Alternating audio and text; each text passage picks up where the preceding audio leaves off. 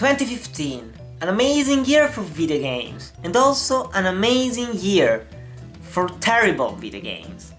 I'm Sherlock Cornelius from Intuitive Gaming, and today I'm counting down my top 5 worst video games of 2015. Now, it was pretty hard to do a list because there were a ton of terrible video games, but in the end I actually decided to put some of the more mainstream games because I could not take a one-man developed game that was horrible put on Steam Early Access. It's just didn't feel right because otherwise every single game on this list would be an indie game put on Steam Early Access. So I'm actually picking 5 games developed by actually really big companies and they sucked. Here we go. Here are my top 5 worst games of 2015. At number 5 is Godzilla. This game could have been amazing, everyone loves Godzilla, and we all wanted a game in which you could play as the king of monsters, fighting other monsters of the franchise and destroying cities. And the game was about destroying generators. Every single fucking level was destroy a generator, because that's what you want from your Godzilla game. Destroy a freaking generator!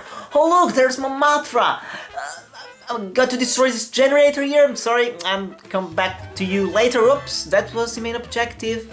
I'll see you in the next level, maybe, not really, I'm sorry. And it's this low on this list because you actually had a lot of characters to choose from the different Godzilla movies, and that was pretty fun, I'm not gonna lie. But in the end the gameplay was horrible, the graphics looked outdated at best, and it's an overall really bad experience. At number 4 is Tony Hawk's Pro Skater freaking 5.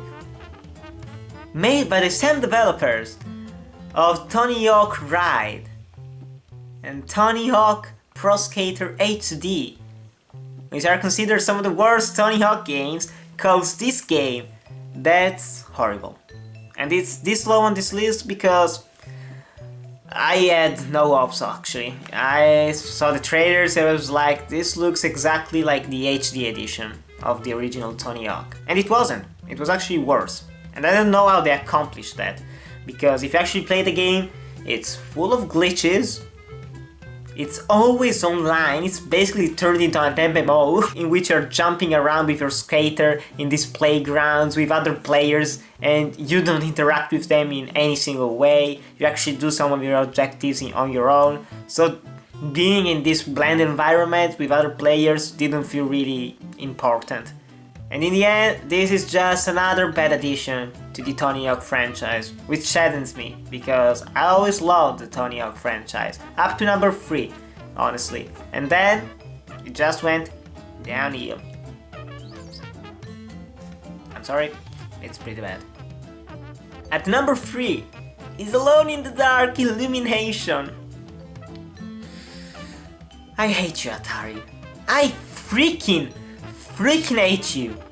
Because Alone in the Dark is a fantastic survival horror franchise, and honestly guys, I also appreciate the 2008 version, the remake, remaster, whatever. And this game was horrible. It was horrible. It was one of the worst games I've played probably in the last 5 years. It's basically a co-op game that's broken. Every single mechanic is broken. The animation of the monsters are broken. It takes concept from various different games. It's basically Left 4 Dead meets Alan Wake, and it does not work. And there are barely any players online. Actually, I bet you that if you actually own the game, and if you actually go play it, you will be playing solo, because I'm done installing this game again on my machine, because it's gonna infect it with some kind of virus from Atari, because they don't know how to make games anymore. They actually developed another horrible game, which I don't remember the name actually, but that was pretty horrible as well, that came out this year. So Atari, what the heck is wrong with you? Come on, put yourself together. You can do it, come on. You can do it, please. Don't ruin another Alone in the Dark, please. At number 2 is Afro Samurai 2, Revenge of Kuma. The first Afro Samurai was not that great, and honestly I'm not that familiar with the entire franchise. But this game wasn't finished. Like, really unfinished. Some of the cutscenes are literally storyboards. Yeah, sound effects are missing. You fall through the environment almost everywhere. Combat is basically non-existent. And this was supposed to be an episodic game. The first game came out, everyone hated it, and now the developers actually offered a refund for everyone, and you can't buy it anymore on Steam. That's how good this game is. That's just fantastic. And we all love a video game that's unfinished, not polished, and that saddens me because it could have been a decent action game. But even the developers weren't satisfied with the product. Maybe it had rushed development, who knows, but still, it's pretty damn horrible. And finally, at number 1 is Raven's Cry. And also a new edition of this game has come out, Vendetta's Raven's Cry or Curse of Raven's Cry, whatever. This game is one of the worst games I've ever played. It's a piracy game. And I've played too much of it, probably 17 hours. And I wanted to kill myself. Not really, I'm joking, of course I'm joking. But still, it was horrible, a horrible experience.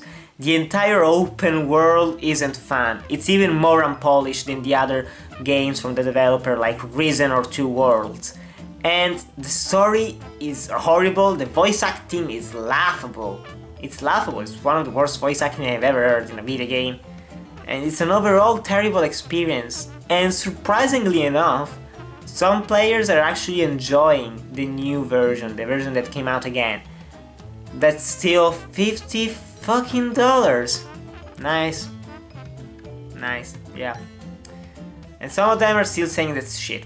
So, take from it what you want, but I don't trust them. And still, Raven's Cry, the one that came out in March, horrible game, and I do not recommend it to anyone, especially for the high price and for the terrible production and boring gameplay. So guys, these were my top 5 worst games I've played all year.